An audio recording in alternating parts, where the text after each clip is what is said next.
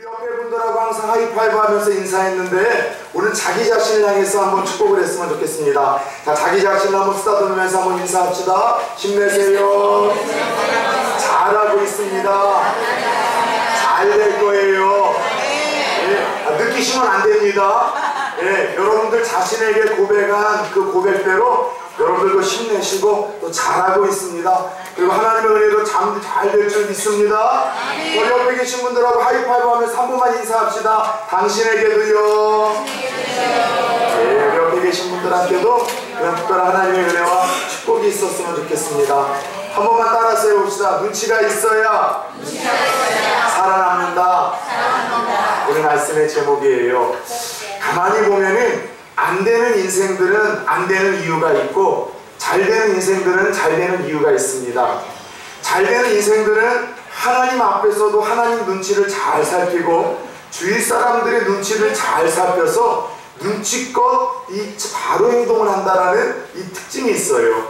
근데 역시 또 안 되는 인생들, 망하는 인생들은 꼭 하나님께서 하지 말라고 하는 것, 하나님이 싫어하시는 것들을 눈치 없이 행하다가 그렇게 안 되는 일이 많고 주위 사람들의 기분이나 주위 사람들의 상황을 이 눈치채지 못해서 주위 사람들에게 따돌림을 당하거나 이 미움받아 기회를 잃어버린 일들이 참 많더라는 것이죠. 그래서 이 하나님의 사람들이 가져야 될 믿음 중에 하나가 뭐냐? 눈치가 있어야 살아남는다라는 사실을 오늘 우리가 이 말씀을 통해서 가슴에 새기고 기억을 했으면 좋겠습니다. 질문 하나 좀 드리고 싶습니다. 혹시 여러분들 저마다의 취미생활이 다 다르긴 하겠지만 여러분들 중에 혹시 영화 보는 것을 이 취미생활로 즐기시는 분들 있을지 모르겠습니다.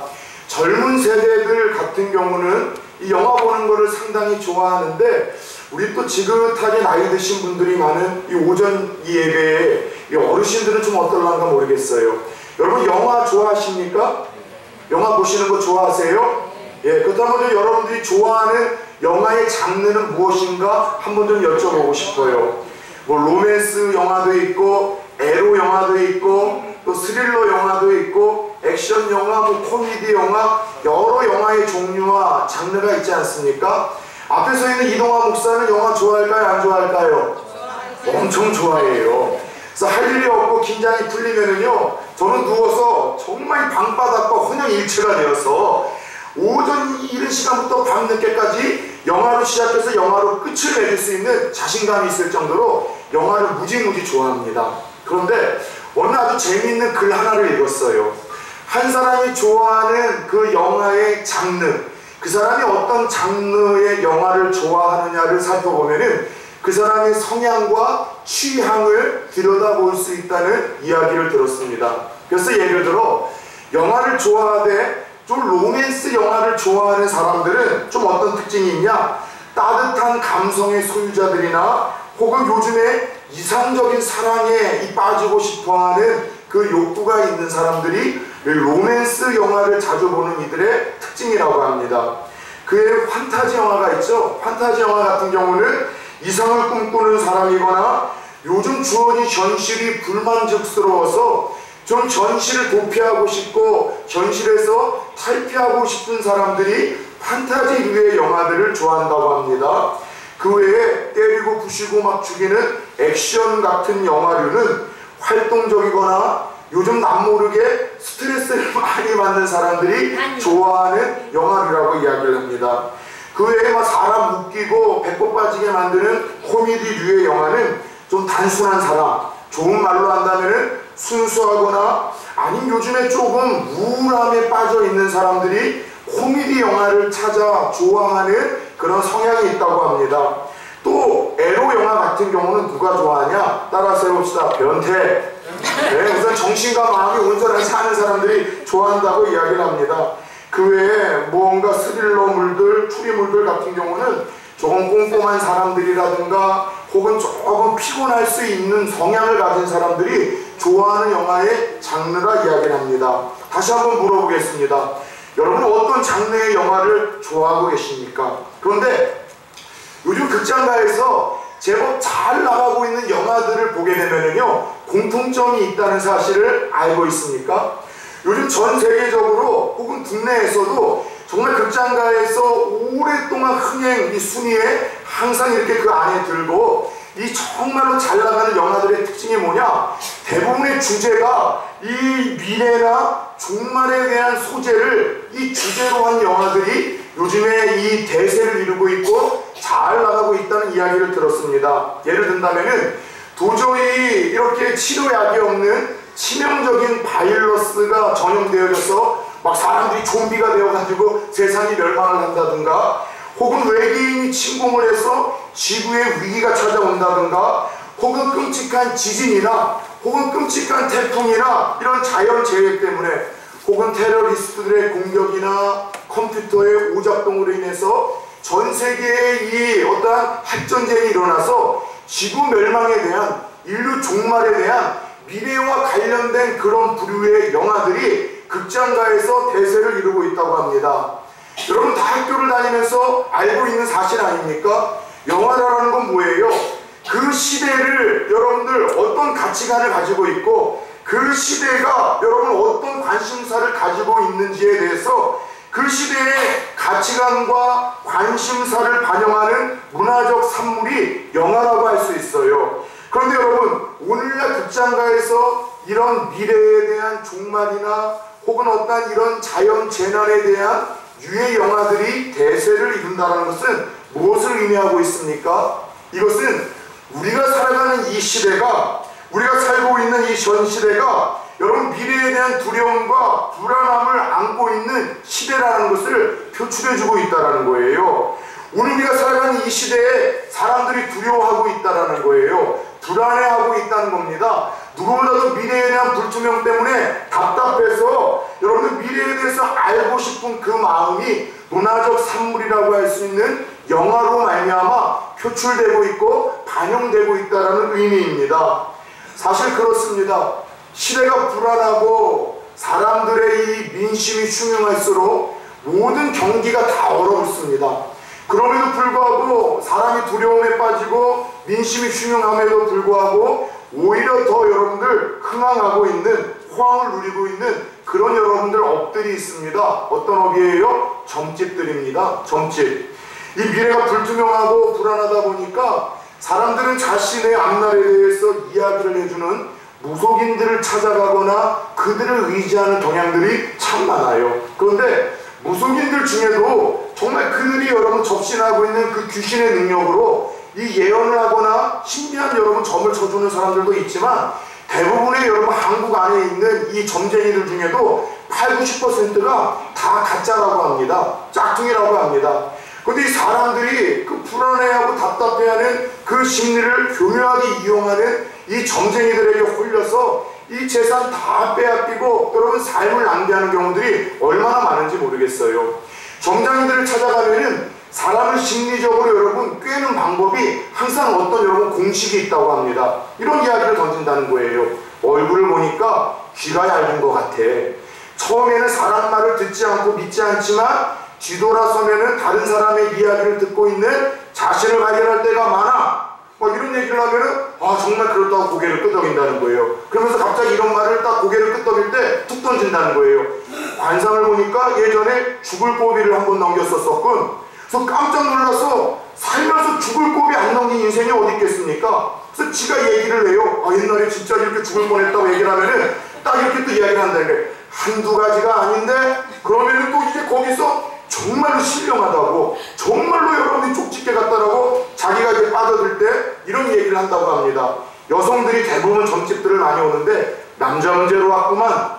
그래서 미혼한테는 남자 친구 문제로 왔구만. 결혼 문제 때문에 왔겠구만. 또 결혼한 기혼들이 오게 되면은 남편 문제 때문에 왔구만. 자녀 문제 때문에 왔구만. 이 이야기를 하면은 쪽지 깨고 신령하다고 해서 여러분들 의지하고 재산 다 갖다 바쳐서 인생 망하는 일들이 여러분들 이 무속인들이 평범한 사람들 꾀는 어떤 공식이라고 이야기를 합니다. 여러분 그래서 홍대 앞에 어른들만이 아니라, 많이 배우지 못한 어른들만이 아니라 여러분 많이 배웠다고 하는 신지식층이라고 하는 젊은이들도 서울 홍대에 가면은 점집들이 얼마나 많은지 몰라요. 점집 카페도 생겼고 점집 방들이 생겼고 이 점집이 되게 많은데 서울 홍대 앞에는요, 여러분 이런 간판이 있었다는 것도 언젠가 들려드렸었죠. 기독교인들 20% 할인. 무슨 말이에요? 예수 믿는 사람들도 엄청나게 여러분 교회에 다니는 사람들도 점집 찾아가고 무당집 찾아가니까 기독교인들은 20% 할인까지 해준다라는 그런 여러분 광고를 간판에 버젓이 걸고 여러분들 이 성행을 하고 있다라는 거예요. 여러분 무슨 말이에요? 이처럼 사람이라는 인생이라는 존재는 내 미래가 불투명하여 그것 때문에 불안할 때마다 답답할 때마다 미래에 대해서 알고 싶은 호기심이 더 큰 존재들이 우리네 인생들이라는 것입니다. 그런데 여러분 흥미로운 사실은 앞날에 대해서 알고 싶고 앞으로 어떤 일들이 일어나는지에 대해서 궁금해하던 이 마음은 이 예수님의 제자들조차도 마찬가지였던 것 같습니다. 어느 날 예수님의 제자들이 예수님을 찾아가 예수님에게 이런 부탁을 합니다. 예수님, 마지막 때에 우리 하나님께서 심판을 하시는 그 종말의 때에 어떤 징조들이 이 땅에 나타나겠습니까? 그래서 이에 제자들의 그 요청에 예수님께서 소위 감람산 강화라고 이야기를 하는데, 감람산에서 1차적으로는 예루살렘 이스라엘의 멸망을 예측하시고 2차적으로는 이 전 우주와 역사의 멸망을 예언하시면서 마지막 주님 오시기 그 종말의 때에 마지막 어떤 징조가 일어나는지에 대해서 제자들에게 친히 들려주신 말씀이 오늘 본문의 이야기입니다. 오늘 마지막 때 종말의 때 나타날 징조를 예수님께서는 정리해보자면 다음과 같이 몇 가지로 이야기를 들려주셨습니다. 첫 번째, 종말에는 어떤 징조가 일어나는가? 오늘 우리가 읽었던 본문 5절과 11절을 보게 되면요, 거짓 그리스도와 거짓 선지자들의 출현이 증가할 것이라 이야기를 했습니다. 거짓 그리스도라는 것은 진짜 하나님도 아니고 진짜 메시아, 하나님의 아들 구원자도 아닌데 자기가 가지고 있는 알량한 어떤 능력이나 눈속임을 통해서 사람들에게 내가 하나님이 나를 따르라, 내가 너희를 구원하러 온 그 메시아니 내 이야기를 따르라고 사람들을 현혹시키는 교주들, 바로 그들이 여러분 거짓 그리스도라고 할 수 있습니다. 우리나라에만 이단 여러분 연구소에만 등재된 여러분 자칭 메시아가 몇 명이나 되는 줄 압니까? 무려 50명이 된다고 합니다.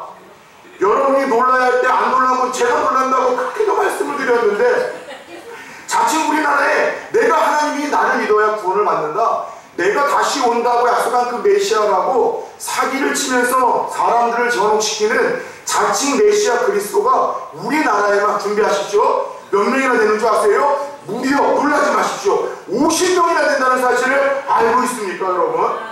네.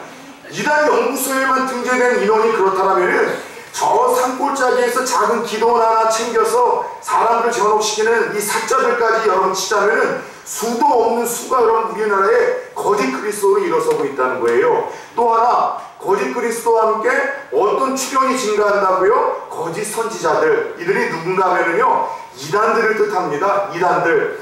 여러분 전 세계에서 유례없이 한국 땅과 중국 땅에는요, 이단들이 성행을 하고 있습니다. 말도 안 되는 이 진리를 가지고, 말도 안 되는 거짓된 여러분들 가르침을 가지고 사람들을 멸망의 길로 이끌고 가정 파탄의 길로 이끄는 이 이단들이 한국 땅에서 성행을 하고 있다는 사실에 예수 믿는 사람들은 여러분 억장이 무너져야 된다는 것을 여러분 아셔야 돼요. 여러분 마지막 때 나타나는 이 증상이 이처럼 거짓 그리스도와 이 잘못된 복음을 가르쳐서 한 영혼과 가정을 파탄시키는 거짓 선지자들, 이 이단들이 많이 출현을 하고 더 활기를 친다는 것이 주님께서 일러주신 마지막 징조 중에 하나였었습니다. 두 번째, 마지막 징조에 나타날 모습들은 무엇인가?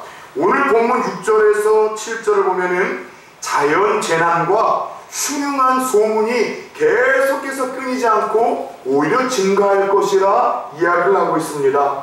그래서 마지막 때가 될수록 가뭄이나 혹은 폭설이나 혹은 폭염이나 폭우나 지진이나 이런 자연재난들이 더 강도가 커지고, 그리고 여러분 그 발발수가 더 여러분 빈번해진다라고 이야기를 하고 있습니다.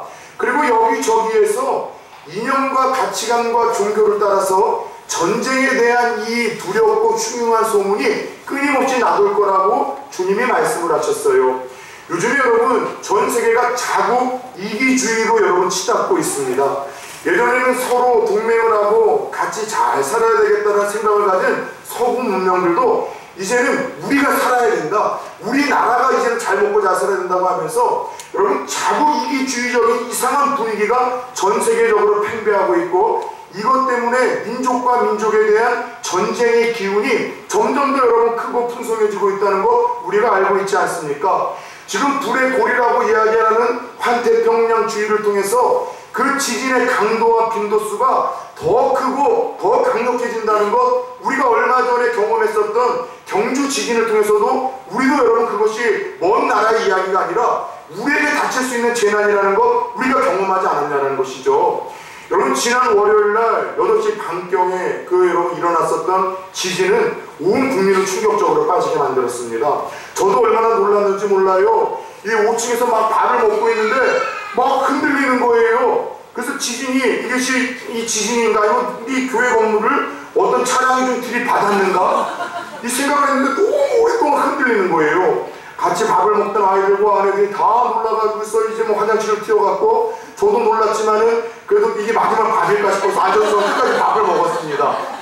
근데 우리 와이프가 세상에 그 와중에서도 끝까지 밥을 먹고 앉아있는 저를 향해서 목사가 기도도 안 했다라고 아무라고 이야기를 하더라고요. 근데 밥을 먹고는 앉아 있었지만 저도 무섭고 두려웠었어요. 그런데 우리나라에서 5점 이상의 여러분 지진이 반발한다는 것은 얼마 전까지만 해도 전문가들이 불가능한 일이라고 얘기를 했는데 5.8 이상의 여러분들 이 강도 높은 지진이 반발을 했고, 여러분 자칫 잘못하면은 얼마 안 있어서 6.5 이상의 대지진도 올 수 있다는 것이 전문가들이 조심스럽게 내놓고 있는 의견 아니겠냐는 것이죠. 근데 이 모든 자연재난, 전 세계적으로 지금 지구촌이 문사를 앓고 있고, 전쟁에 대한 소문도 우리는 이 북한의 핵개발과 미사일을 쏘아대는 바람에 우리는 늘 경험하고 있지 않냐는 것이죠. 이와 같은 모든 자연재난, 그로 인한 두려움과 흉흉한 소문, 바로 이것이 마지막 때에 주님 오시기 이르렀을 때 나타나는 징조라 주님이 말씀을 하셨습니다. 세 번째, 마지막 징조, 어떤 일들이 일어날까요? 9절 10절을 보면 예수 믿는 자들의 환난과 핍박이 믿지 않는 세상으로부터 더 증가할 것이라고 주님이 예언을 하셨습니다. 무슨 말이에요? 단지 아무런 이유 없이 내가 예수를 믿고 종교란에 기독교라고 적어내는 것 때문에 말할 수 없는 불이익과 비난과 조롱과 욕을 먹는 그런 시대가 마지막 때가 될수록 올 것이라는 것입니다. 지금 우리가 살고 있는 시대가 그렇지 않습니까? 예수 믿는 우리들이 착한 일 얼마나 많이 합니까? 사회 구제 봉사 얼마나 많이 합니까? 그럼에도 불구하고 예수 믿는 교회와 성도들이 하는 아름다운 선행들은 다 여러분들 이 기사 뒤로 던져지고, 못하는 교회가 실수한 거, 목사가 실수한 거, 그것도 어디서 목사 안수를 받았는지조차도 모르는 사자 목사들이라도 그 칭호한 목사라는 것 때문에 여러분들 대서특필을 해서 이 복음을 가로막고, 믿지 않는 사람들로부터 개독교라는 충격적인 여러분들 이 칭호까지도 받는 안타까운 시대 속에서 우리가 살고 있지 않냐는 것이죠. 그래도 우리나라는 좀 낫습니다. 예수 믿는다는 것 때문에 조롱과 비난을 받지만 그것 때문에 생명의 위협을 느끼진 않잖아요. 그러나 지구촌 곳곳에서 지금도 하루에 20명 이상씩 이슬람 교도들에 의해서, 인도에서는 여러분들 이 힌두교들에 의해서 예수 믿는 사람들이 그 신앙 부인하지 않고 붙들고 살다가 예배에 목숨을 걸고 살다가 지금도 20명 이상씩 하루에 순교를 하고 있다는 사실을 알고 계십니까? 문제는 뭐냐? 예수님께서 마지막 이 세상의 종말이 오기 전에 나타날 이 징조들이 지금 가까울 때일수록 더욱 심해질 것인데, 주님이 일러주신 마지막 때의 징조를 통해 우리가 살고 있는 이 시대를 정말 냉철하고 객관적인 자리에서 들여다본다면 여러분 어떤 결론이 나오십니까? 우리가 살고 있는 이 시대가 마지막 때에 여러분 치닫고 있다는 거예요. 주님 오시기가 얼마 남지 않은 그런 종말의 때에 우리가 여러분 살고 있다는 이 사실을 우리는 절대 잊어서는 안 된다는 것입니다. 그렇다면 오늘 중요한 사실은 십자가의 고난을 앞두셨던 그 예수님께서 왜 이 마지막 때에 나타날 징조들에 대해서 제자들에게 그리고 이 시대의 교회들에게 들려주셨던 것일까요? 그 이유는 간단합니다. 한마디로 오늘 설교의 제목처럼 따라서 해봅시다. 눈치를 채라. 네, 눈치를 채서 지혜롭게 준비하는 인생이 되라는 거예요. 여러분, 지금 우리가 살아가는 이 시대가 예수님이 말씀하신 그 종말의 징조들이 고스란히 나타나고 있고 바로 여러분 우리 옆에서 일어나고 있다는 이 마지막 시대에서 너희들이 주님 오실 날이 얼마 남지 않았다는 거, 너희들이 언젠가는 이 세상의 종말을 맞아야 될 존재들이라는 거, 바로 그 존재들이고 그때요 그 시라는 것에 대해서 눈치를 채라는 의미에서 하나님이 1차적으로는 제자들에게, 2차적으로는 2000년이 지난 이 시대를 살아가는 교회와 예수 믿는 우리들에게 이 말씀을 들려주고 있다는 것입니다. 그렇다면 우리가 물을 수 있는 질문은 이거예요. 지금 우리가 살아가고 있는 이 시대가 마지막 시대이고 바로 이 시대가 종말의 때가 임박한 시대라고 한다면 이것을 눈치챈 성도들은 어떻게 살아야 되는 것일까요? 오늘 주님께서는 이와 같은 마지막 때의 징조가 나타날 때 우리 하나님의 자녀들이 어떻게 살아야 될지 하나님께서는 세 가지로 교훈을 던져주고 계십니다. 첫 번째, 오늘 4절 말씀을 같이 한번 읽어보도록 하겠습니다. 시작! 예수께서 대답하여 이르시되 너희가 사람의 유혹을 받지 않도록 주의하라. 아멘. 마지막 때가 가까움을 깨닫고 눈치챈 성도들은 어떻게 살아야 하는가? 첫 번째 주님의 권면은요, 이 미혹되지 말라라고 말씀을 하고 있습니다. 무엇에? 거짓 선지자들에게, 이단들의 짝퉁 복음에, 거짓 그리스도에게 절대로 현혹되거나 미혹되는 삶을 살지 말라라고 주님이 이야기를 하고 있어요. 여러분, 역으로 주님께서 말도 안 되는 그 거짓된 가르침에 또 그것을 가르치는 무리들의 속지 말고 미혹되지 말라라고 경고를 하셨다라는 것은 마지막 때에 말도 안 되는 그 이야기에 현혹돼서 쫓아가는 사람들이 있을 거라는 이야기예요? 없을 거라는 이야기입니까? 예, 마지막 때 그 말도 안 되는 이야기에 현혹돼서 여러분 뭐에 홀린 듯 쫓아가는 그런 크리스찬들, 하나님의 백성들이 있을 것을 미리 주님이 예측하시고 경고하시고 우리에게 예방주사를 놓고 계시는 거예요. 옛날에 신신의 씨라는 탤런트가 노래 하나를 발표해서 이것이 흥행을 한 적이 있었습니다. 새벽에 제가 잠깐 들려드리고 내가 잠깐 이야기를 했었었는데, 세상은 요지경이라는 노래예요. 아세요? 세상은 요지경, 요지경 속이라. 잘난 사람 잘난 대로 살고 못난 사람 못난 대로 산다. 야야 얘들아 내 말 좀 들어라. 그 다음에 뭐라고 하길래요? 성경에서 말하는 아주 중요한 진리를 그녀가 내뱉고 있죠. 여기도 작아 저기도 작아 짜가가 판친다. 여러분, 이 세상이 그런 세상 아니에요? 가짜 목사, 가짜 그리스도인, 가짜 교수, 가짜 상품, 가짜가 짝퉁이 난무하는 시대 속에서 우리가 살고 있어요. 여러분, 주님께서 마지막 때를 살아가는 우리들이 이 종말의 징조를 보면서 더 깨어서 미혹되지 않도록 주의해라. 거짓 가르침에, 이단들의 그 속삭임에 너희들이 속지 말라라고 이야기를 합니다. 여러분, 중요한 것은 요즘에도 신천지 피해 상담이 저에게 여러분 계속해서 오고 있습니다. 교회에서 한 자매를 만났는데, 그래서 결혼에 대한 이야기를 조심스럽게 내세우고 있는데 그녀가 신천지인이었었어요. 그래서 그것 때문에 여러분 그 결혼을 그만둬야 될지에 대한 고민을 가지고 저에게 찾아온 한 가정이 있었습니다.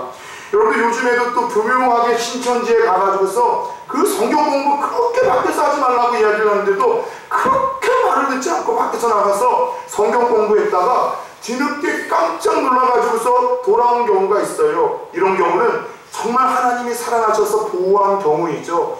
그러나 그렇게 성경 공부를 배워가면서 처음에는 몰라요. 틀린 얘기 안 하고 말씀 이야기하고 납득이 될 수 있는 이야기를 하다가 조금씩 그것에 대해서 이 사람이 신뢰를 갖고 귀를 열어 듣기 시작하면은 말도 안 되는 비유풀이를 통해서 성경을 보는 이상한 관점을 심어줘서 그 사람을 바보 멍충이로 만들어버립니다. 그래서 말도 안 되는 거에 결국은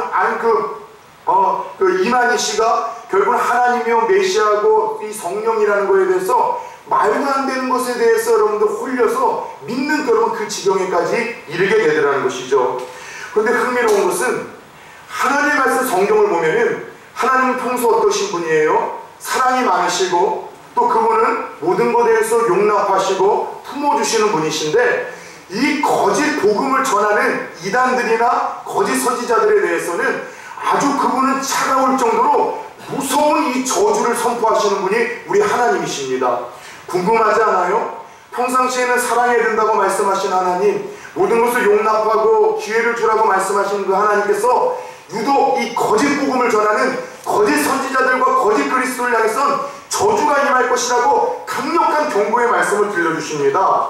요한 2서 1장 10절 11절을 보면 이렇게 이야기하십니다. 누구든지 이 교훈을 가지지 않고 너희에게 나가거든 그를 지뢰도 들이지도 말고 인사도 하지 말라. 그에게 인사하는 자는 그 악한 일에 참여하는 자임이라. 이단에게는 인사도 하지 말고 이단이라는 것을 안 상태에서는 집 안으로도 들이지 말라는 거예요. 이게 무슨 말이냐? 영적인 교제를 하지 말라는 거예요. 이단들이 우리에게 다가올 때에는 그 악한 의도를 가지고 우리를 교묘하게 속이고 꿰고 우리를 이끌어내기 위한 그 거룩하지 못한 의도를 가지고 오기 때문에 그들과 영적인 교제가 백해무익하기 때문에 아예 여러분 차단하라는 하나님의 말씀입니다. 갈라디아서 1장 8절에서는 더 심한 하나님의 경고의 말씀이 주어집니다. 그러나 우리가 혹은 하늘로부터 온 천사라도 우리가 너희에게 전한 복음 외에 다른 복음을 전하면 저주를 받을지어다. 사도 바울과 예수님의 제자들이 전한 복음이 어떤 복음이에요? 예수님이 하나님의 아들이시고 그분이 죄가 없으신데 인간의 몸을 입고 이 땅에서 십자가에 죽으셨고 그분을 믿어야지만 죄 용서함을 받고 그분을 믿어야지만 의로워질 수 있고 영생을 얻을 수 있다는 것, 이것이 예수 그리스도를 통해서 제자들과 사도들이 전한 복음입니다. 그런데 어떻게 믿음만으로 되냐? 이렇게 종교적인 열심도 해야 되고 이렇게 바치기도 해야 되고 이렇게 시간도 들여야 되고 이렇게 착하고 거룩하게 살아야 된다는 이런 성경에 기록되지 않은 거짓된 복음을 전하는 자들에게는 하나님께서 뭐라고 이야기를 했어요? 저주를 받을 것이다 라고 심각한 여러분 경고의 말씀을 주셨어요. 다른 복음의 말씀을 관심을 갖고 듣는 자들, 쫓아가는 자도 멸망하거니와 전하는 자에게는 더 큰 저주가 있을 거라고, 더 큰 심판이 있을 거라고 하나님이 이야기를 하셨습니다. 왜 이처럼 사랑의 하나님께서 이단들에 대해서는 차가울 정도로 또 무서운 경고를 하시는가? 바로 그것이 생명과 직결된 것을 가지고 장난을 치는 무리들이기 때문이에요.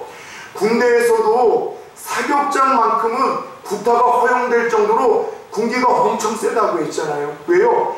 사격장에서는 어리버리했다가는 사람을 죽입니다. 생명과 직결된 여러분 끔찍한 인명사고가 날 수 있기 때문에 군기를 여러분 어떤 곳보다도 구타가 허용될 정도로 여러분 사격장에서는요 여러분 군기를 강하게 잡아요. 생명과 직결됐기 때문이죠. 마찬가지예요. 왜 하나님께서 이단에 대해서 거짓 복음에 대해서 이렇게 차갑고 무서울 정도로 경고를 하는가? 여러분 그 잘못된 복음을 쫓아가면은요 따라서 내 영도 죽고 가정이 파탄난다. 우리의 영혼도 여러분 멸망의 길로 걸어가니와 가정이 깨져요. 가정이 파탄이 나서 콩가루가 여러 돼버리기 때문에 하나님이 그토록 무섭게 여러분 경고하셨다는 사실을 기억하시기 바랍니다. 다시 한번 주님의 마음으로 여러분들을 권면합니다. 짝퉁 복음, 짝퉁 교회에 속지 마시길 축원합니다. 짝퉁 그리스도와 짝퉁 선지자에 절대 속지 않기를 축원합니다. 가정이 망하고 영혼이 망한다는 걸 생각하시고 절대로 교회 밖에서 성경 공부하자면 절대로 하지 마세요. 내가 아는 좋은 목사님이 계시는데 훌륭한 선교사님이 외국에서 선교하시다가 들어오셨는데 어떤 교수님이 들어오셨는데 성경 공부 한번 해보자. 네가 해보다가 이상할 것 같으면 그만두면 되지 않느냐.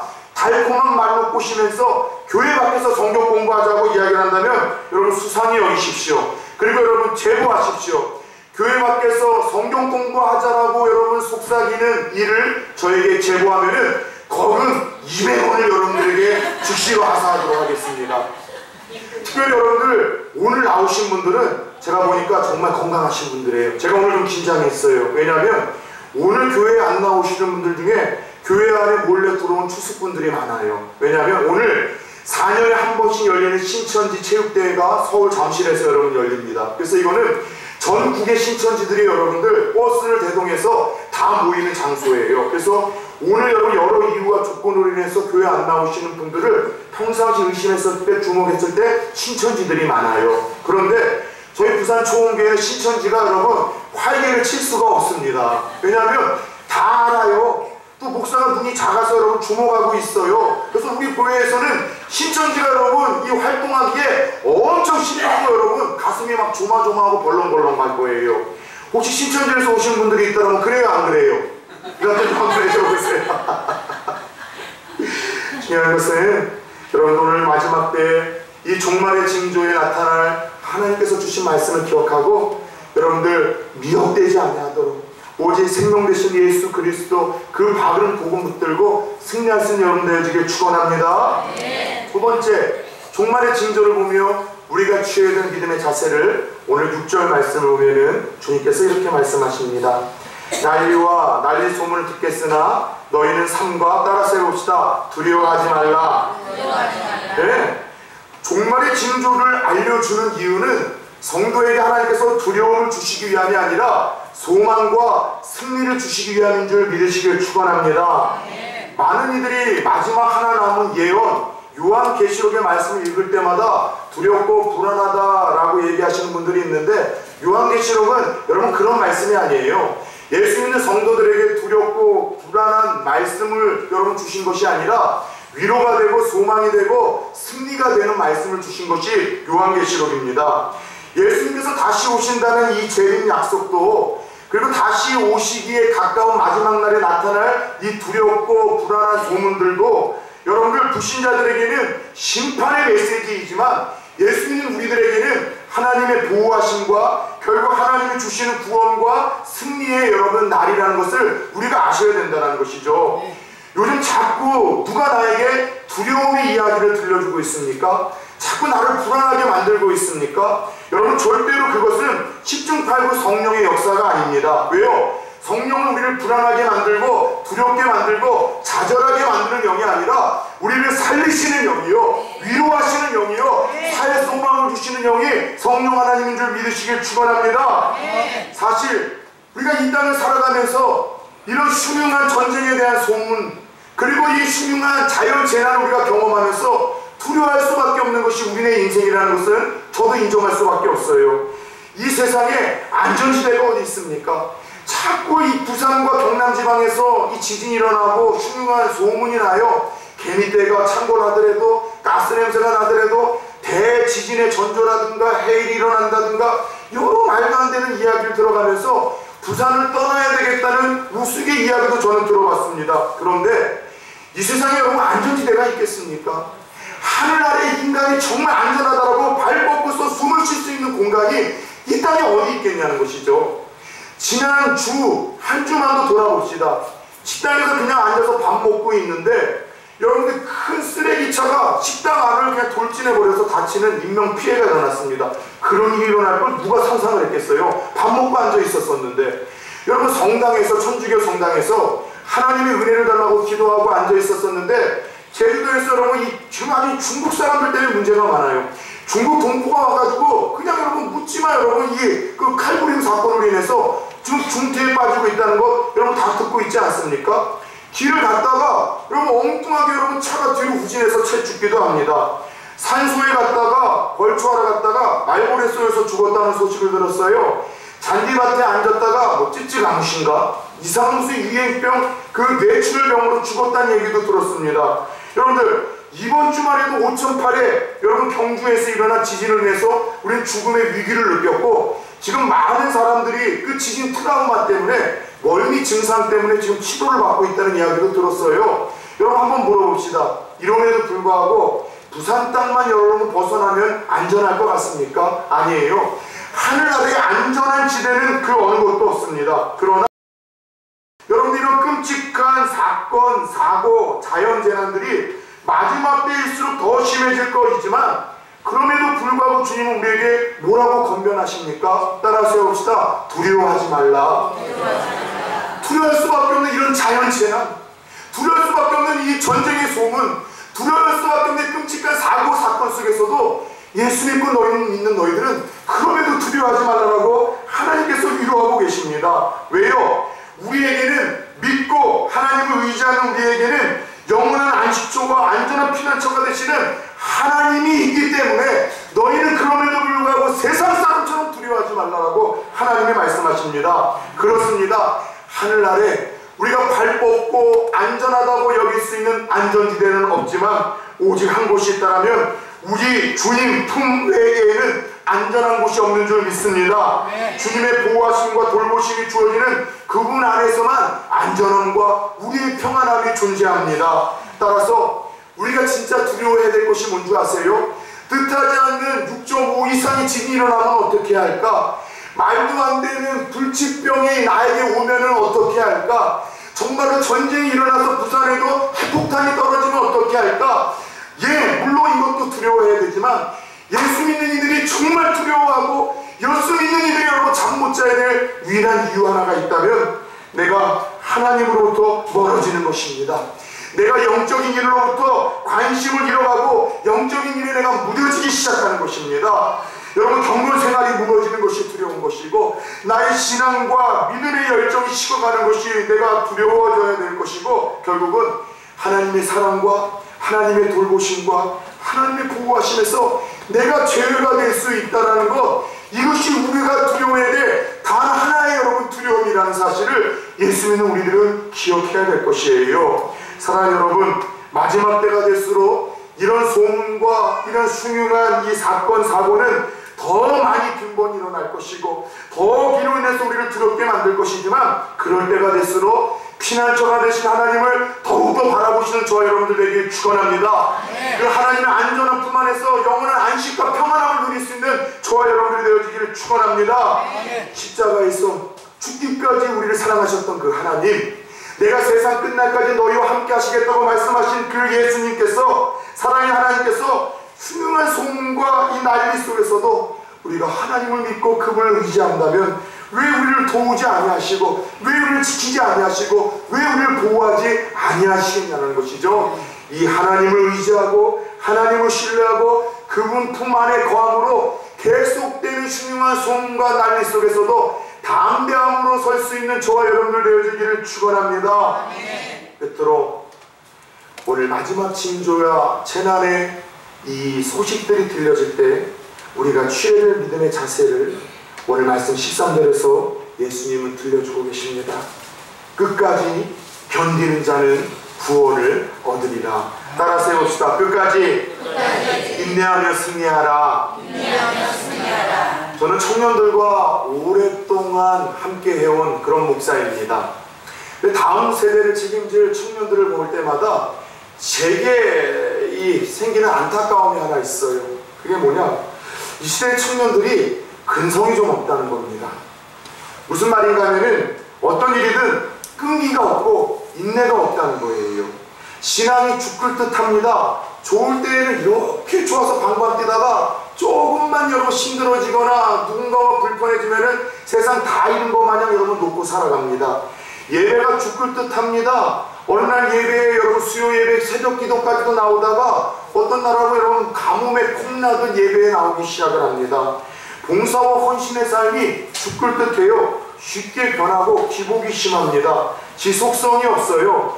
이게 여러분 오랜 세월 동안 많은 청년들과 더불어 생활하면서 제가 그들이 가지고 있는 아름다운 면모에도 불구하고 늘 떨쳐낼 수 없는 안타까움입니다. 그런데 여러분 이것이 젊은 세대들의 문제점이고 안타까움인데 이 지속성이 없다는 것, 근성이 없다는 것, 한결같지 못하고 감정이 여러분 이 죽을 듯 한다는 것, 기복이 심하고 변화가 많다는 것, 이것이 청년들만의 문제이고 청년들만의 안타까움일까요? 아니에요. 어쩌면 이 자리에 서 있는 이동화 목사와 여러분들의 안타까움이고 하나님 보실 때 또 다른 아픔의 모습일 수 있습니다.